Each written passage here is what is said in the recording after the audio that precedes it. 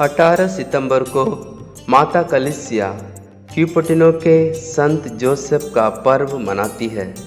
17 जून सन 1603 को संत जोसेफ का जन्म फेलिस देसा और फ्रांसिस्का पनारा दंपति के बेटे के रूप में इटली के क्यूपटिनो नामक गांव में हुआ था। जोसेफ के जन्म के पहले ही उनके पिताजी की मृत्यु हो चुकी थी। जोसेफ की मां को गरीबी इतना सताई कि वह जोसेफ को एक गौशाला में जन्म देने की मजबूर हो गई थी। जोसेफ अक्सर अपना बचपन से ही ईश्वर का परमानंद को अनुभव करते अपने मुंह फाड़े हुए अपने को खो बैठते थे।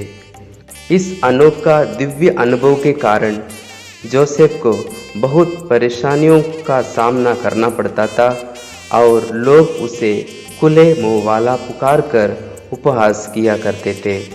वे एक पुरोहित बनकर ईश्वर की सेवा करना चाहते थे, लेकिन शिक्षा की कमी के कारण कोई भी धर्म समाज में उनको जगह नहीं मिली।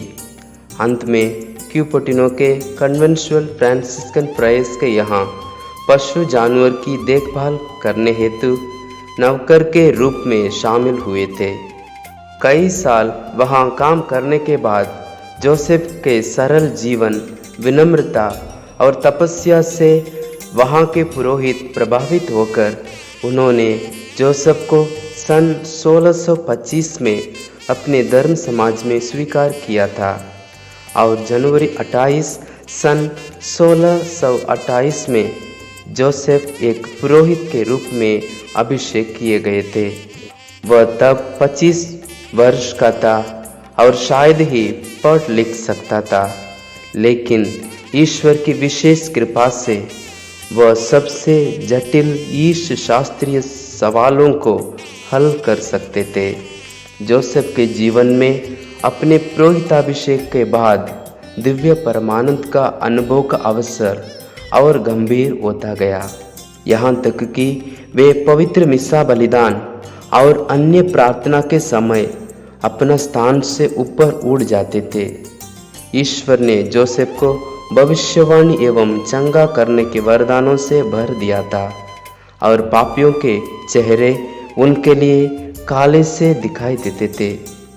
ईश्वर ने जोसेफ को भविष्यवाणी एवं चंगा करने के वरदानों से भर दिया था और पापियों के चेहरे उनके लिए काले से दिखाई देते थे, जबकि अपवित्र जीवन बिताने वालों से उनको एक अप्रिय महक मिलता था। उन्होंने बहुत सारे लोगों का जीवन सुधारा और उनको ईश प्रेम का अनुभव कराया। संत जोसेफ ने इस धरती में ईश्वर की इच्छा अनुसार प्रेम और नम्रता से पूर्ण जीवन बिताकर 18 सितंबर सन 1663 को प्रभु के पास अनंत जीवन के लिए पधारे थे। क्यूपटिनो के संत जोसेफ का सरल एवं नम्र जीवन और उनकी प्रार्थना हमें यह प्रेरणा दे कि हम भी उनके समान अपने जीवन में ईश्वर को प्राथमिकता दें। हे क्यूपटिनो के संत जोसेफ, हमारे लिए प्रार्थना कर।